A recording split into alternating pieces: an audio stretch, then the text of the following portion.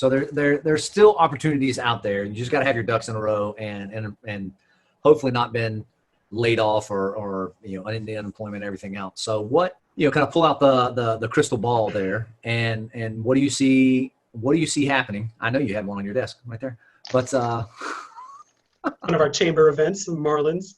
So let's ask it. What's going to happen with mortgages in the economy? Will mortgage rates go up? Damn it, it's going like sideways. It's going between them. Game is on. Ask later. Avoiding the damn question. that ball's politician.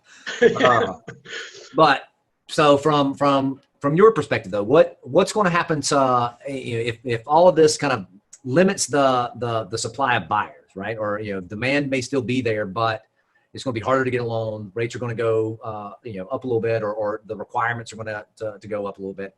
If that limits the supply of buyers, is that ultimately going to affect prices? Do you see us seeing a decline in prices? Because obviously, one of the other things, just as kind of a plug for you and kind of the network and things you're able to do, one of the reasons we were able to refinance is because of you found an appraiser that would actually come into our house before things got really, really crazy.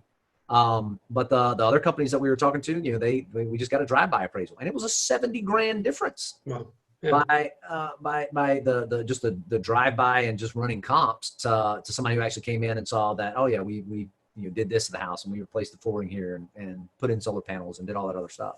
So I mean that was a huge value obviously to us and made all the difference.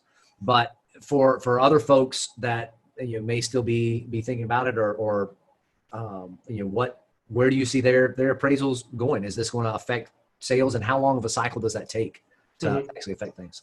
So I tell everyone, we know for sure right now appraisals are based on the last 3 to 6 months. So right now appraisals are going to be, we know they're going to be at a great place. So those that are saying, I'm going to wait to refinance, maybe the rates will get in the twos. There's not enough money in a mortgage for rates to be in the twos. And when they got down close to it, there were so many mortgages in process that the lenders artificially raised them. So I think waiting if you're going to refinance is not the right thing to do. We don't know how much stricter guidelines are going to get. That's on refinances. If you're purchasing a property, I do not think it's a bad time to purchase. And I'm not saying that because I'm trying to, get people to buy. I lived through the market crash in this business. It's all I did. I didn't go work at Starbucks while I was doing it. I suffered through it. And so I saw what that was. And this is not that. The housing market was strong. The housing market will continue to be strong. Rates are some of their lowest. Back then, rates were like at 5 or 6% when the market crashed. So what I see is, yes, you look at Zillow. I have little grids that I make on Zillow just to see more like investment properties. I want to see the rundown duplex and what they're pricing for right now. And you see 5,000 reduction, 1,000 reduction, 20,000 reduction. That's more like at $1 million or 700,000 that have that reduction. So you're seeing these sellers that need to sell reducing. But are they reducing lower than what the value was, or are they bringing it down to the value? A realtor we know, Drew Kern, will tell you they're bringing it down to the value. And he really has a good hand on the pulse of the market.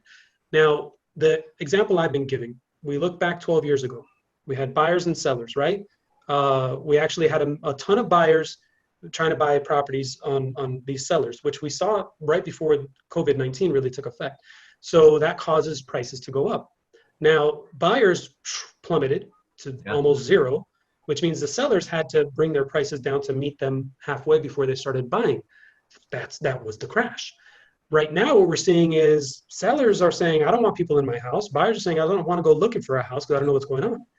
So what are we, we're not seeing all these sellers desperate.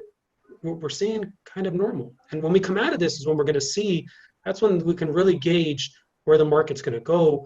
That's why it's important for things like this to help us through forbearances so that the mortgage market is still strong and can lighten up a little bit. I don't think we need to, I don't even like to give people mortgages if their credit is under 640. I tell them to go to our friend Chris Colson and get their credit fixed because their rate is like a 1% higher. It just, a little bit of discipline for a few months.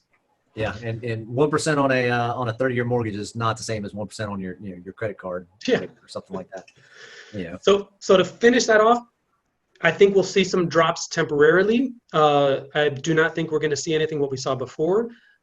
We might just see flat national averages, flat throughout the rest of this year, and then 2021 maybe pick up. If you look at all the stats of previous recessions, which I've been studying over the last few years, because I've been saying there's a recession coming, there's a recession coming. Yeah. I had no clue it was because of a virus, but it came in the year I said. I got lucky in that sense, but it's here. And all the previous recessions, the only one that has seen double-digit reduction in value was the last one. And in the last 5, there was one in the 90s that had like a 1% reduction in value. I'll take that any day, Sure. a flattening for a year. So, all right. Well, that I think that's good news for anybody who's maybe thinking about that refinance. And so kind of the key takeaway there is don't wait, because it's unlikely to get any less than 3% of where we're at.